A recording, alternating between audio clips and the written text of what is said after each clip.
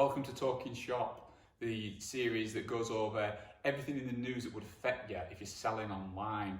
Today we're going to be talking about things like robots delivering parcels in the UK and drone delivery. The high street's about to reopen. How's that going to affect online? How's it going to affect retail on the high street? Are offices and shops and things going to be a thing of the past? You know, people are going to be going into offices and things like that in the future. Coronavirus, is it going to destroy cash? Is it going to get rid of cash? Are we going to be using contactless payments more often now? And also, just the whole world is just being pushed forward because of this crisis.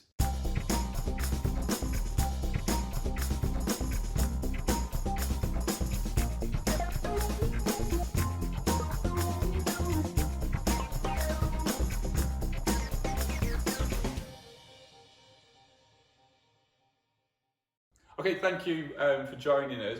I'm on my own today, as everyone is around the world. We're all in lockdown, so I'm doing it from home. Last week I was joined by Alison. She's busy looking after the kids and everything because they're all playing up. So just trying to get on best we can. And for those listening, because we have this is a podcast as well as a video series as well and social media posts. For those listening, my name is Anthony Chesworth. I'm the CEO and founder of ecommerce, which is an e-commerce platform that lets anyone sell on the internet. The first story in the news this week is robots doing deliveries in Milton Keynes. So because of the coronavirus, people are not allowed to go out or anything like that. They're actually using robot drones to actually deliver food around Milton Keynes, mainly for NHS staff. But obviously, these drones, they've been about for a while now, and you actually do occasionally see them. They have had trials going on all around the UK and around the world, and they're actually operational now. They're actually being used for real stuff, which is great. It's great to see a lot of the stuff, and a lot of stuff I'm going to talk about even today. I'm talking some stuff in the news. The overarching thing with a lot of this stuff is that the world has been pushed forward, and coronavirus has forced the whole world to look at itself and adapt and improve itself and embrace some of the stuff that it was doing before the crisis, but actually accelerate it. So like letting drones deliver stuff, that should have been happening already, but there's 100 reasons why people don't want these things to happen. But now it's happening. You're seeing it across loads of different industries where they're having to embrace technology. These like institutions and like big slow companies with loads of managers and bureaucracy and stuff where they don't like change, they're resistant to change. They don't want to start bringing in remote working. They don't want to start bringing in virtual classrooms or virtual meetings and stuff. Whereas this coronavirus has forced it on them. And it's a good thing because they should have been doing it anyway. A lot of the stuff that's happening should have been happening anyway. Farm shops, butchers, bakers, candlestick makers, they should have all been doing online ordering. They should have all been doing that anyway, and this has forced that on them. And what you're actually starting to see is entrepreneurs and people like that are accepting of change. You know, they will adapt and they'll improve and they'll evolve, whereas your institutions, your institutional managers, all those sort of people, they don't like change, they're resistant to it, and they've been struggling with it, but this has forced them to actually get on and do it. So it's actually it's very interesting and quite exciting how the world's actually been accelerated because of this crisis. You know, it's like it's a positive thing to come out of this. The stuff that should have been happening anyway is actually happening. And so this story about robots delivering shopping to NHS workers is amazing. And we've been saying that drones are going to be coming for a long time, and it makes sense. That last mile to get stuff to people's houses is a pain. And we've all had the experience of various different delivery companies where they just throw stuff over or they throw it in a bin or whatever. It's horrendous. Whereas a drone, whether it's one that drives, one that flies, whatever it is, that fixes that problem. It could connect to your phone, it knows where you are, and you just go out and get the parcels from it. And that's really, really good. Another story is that high street shops are preparing to reopen.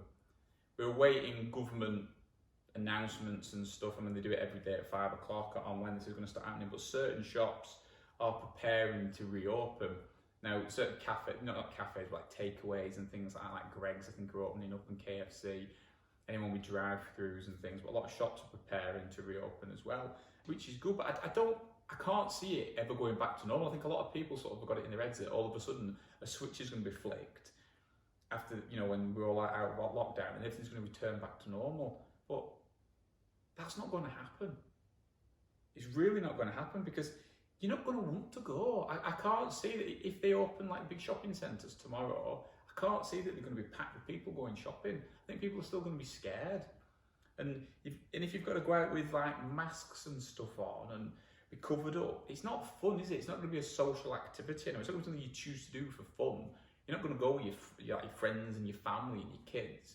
It's going to be something you're going to have to go if you have to go. So it's essential. And so the social aspect, or sort of like the fun aspect to shopping online, if you're shopping, is going to all be online.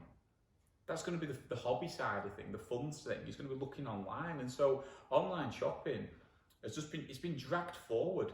It's been dragged forward probably 5-10 years in terms of adoption and people's reliance on it. So I mean, it's great for anyone who's selling online. It's great. Anyone who's not selling online, get yourself online and get selling quick. So yeah, it's really interesting how that's going to change. Another thing as well that kind of falls into that story a little bit is there's an article on BBC News about that big offices might be a thing of the past. Now this is because people now have demonstrated to managers and to bosses that they can work from home, that are these companies going to invest, hundreds of millions of pounds in these big offices, like in central London? And on this article, the guy that runs Barclays has said maybe not. Are they going to pay all this money for these offices that people don't want to be at? I think definitely now, but I think people are going to seriously start working from home. And even if, do I think it's going to be 5 days a week?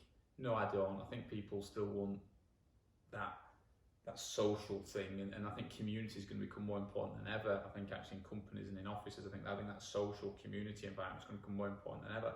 But I think certainly 1, 2, 3 days a week kind of a thing, people are going to be working remotely, which then means that affects all those businesses that are based around it. So if you imagine you've got a big fancy office in Canary Wharf or whatever, like a lot of the banks do, all those local shops and cafes and takeaways that all survive by serving everyone who works in those offices, what are they going to do?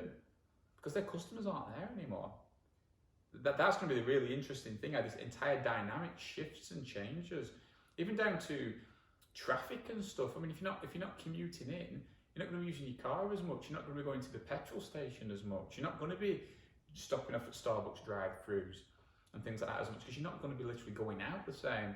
And so that's going to be really interesting. And again, it's great for online shopping, because again, that shopping that they would have done when they were out, when they just nipped past a shop or they just walked past somewhere, it's going to be online. Another really interesting piece that I saw this week as well is that coronavirus will hasten the decline of cash. So nobody wants to touch money. I mean, I hate touching money. I never really like touching money. But the coronavirus thing, no one's wanting to touch money because it's pretty minging, isn't it, where it's been and stuff. And so people are using contactless technologies, whether that's the contactless credit card or whether it's using your phone like Apple Pay or Android Pay, whatever, which is, again, how it should be. You don't need cash in your pocket anymore. And when you do go into these shops sometimes, very rare, and especially a bit rare now, that don't accept card, it's kind of like, what? You know what I mean? People don't carry cash around with them anymore. I know there's a certain demographic that do, because it's the way they've always done it. But amongst a big age group and down, no one has cash. I never have cash on me, ever. And so when you go to somewhere where it's only cash, you're like, what?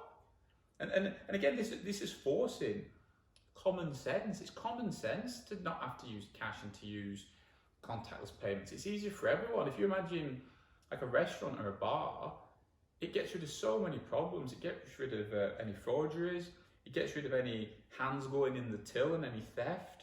It's all digital. It makes it better for governments to collect tax and report on that kind of thing. So it's better for everyone, really. And again, I just think it's just the kick.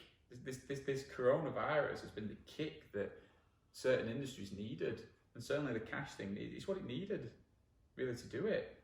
So that's really interesting. And again, it's having the facilities in your business that you can be totally contactless. Like, you don't want to be one of these businesses that relies on people having to come in with cash in an envelope, or even like checks and stuff, because checks is another one. Like, we get odd 1 or 2 checks sent to our office, which is a pain, but you've then got to take that check, down to the bank or whatever, or I think some let you do it on the mobile phone. I don't know where you can actually scan it in, but it's hassle. It could all be just totally digital. And so if you don't have contactless or online ordering and stuff, you need to get that sorted. I imagine most people watching these do.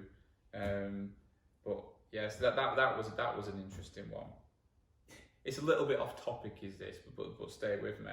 This one is about that Cineworld joins AMC in banning films from Universal Studios.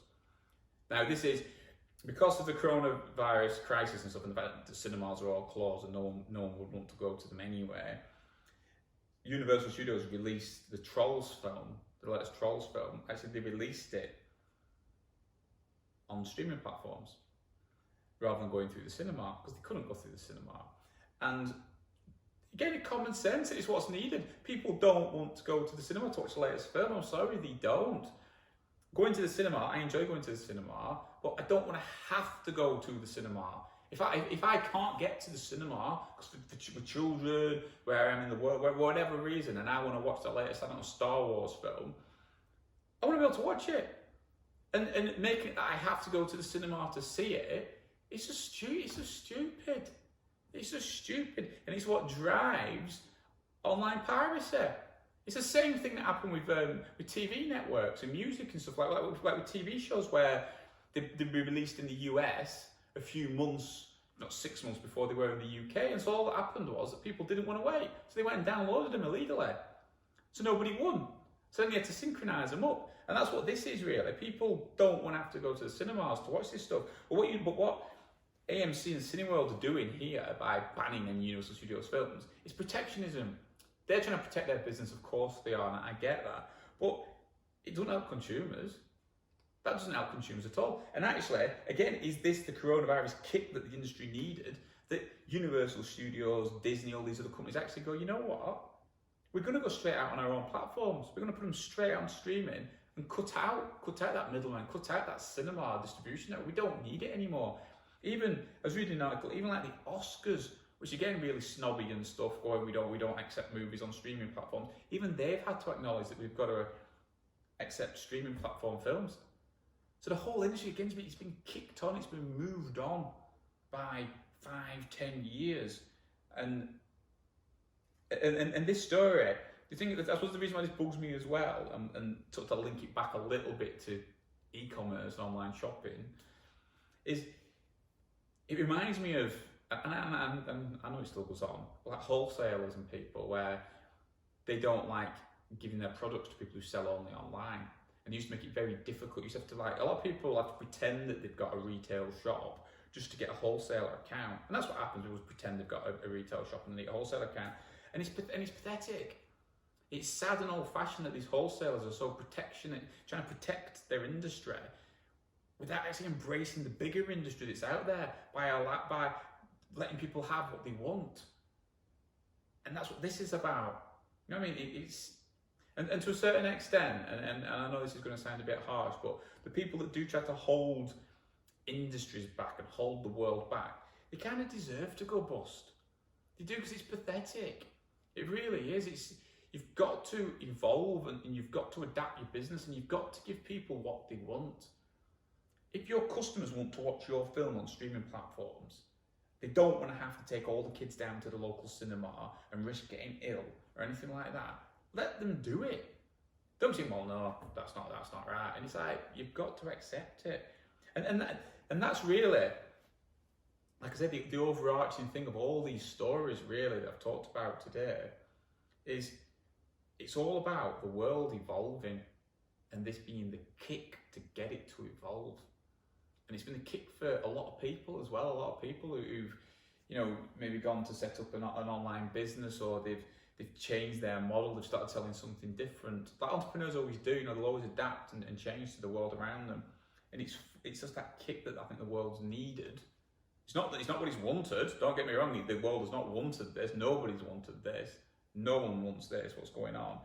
But it's been a kick that certain industries and certain sectors have needed to sort of adapt, evolve, and improve.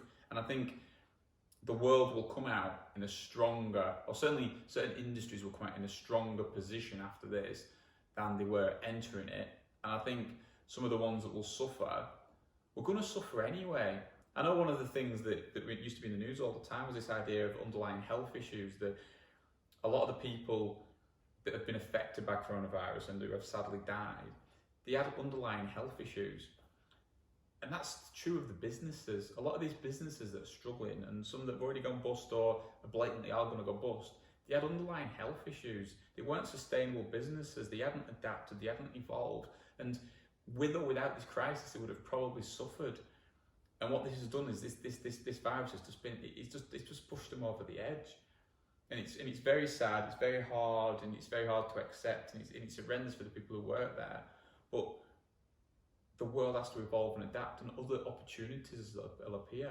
Right now, as you're watching this now, there will be people sat at home creating the giants of tomorrow.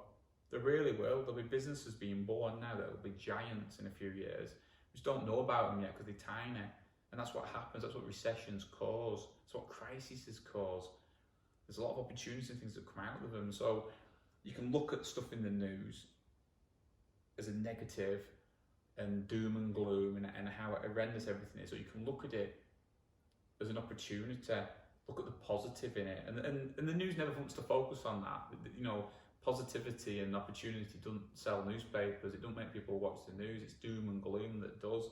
But I think as entrepreneurs, as business owners, and as anyone who wants success in life, you've got to look at it with positivity and the ability to see how could you adapt yourself, how could you improve yourself to get through this. Not just, well, not my problem, not my fault. That's not going to get you anywhere. And I suppose that's the overarching thing with all of these stories. But let me know what you think. Please like, comment, share, and subscribe. Obviously, if you're listening to this, thanks for listening. If you're watching it, thank you for watching. We've done well. We've not been disturbed by any children or anything like that. Hopefully, Alison will be back on the next one. It's nicer to be able to have a bit of a discussion with someone, really.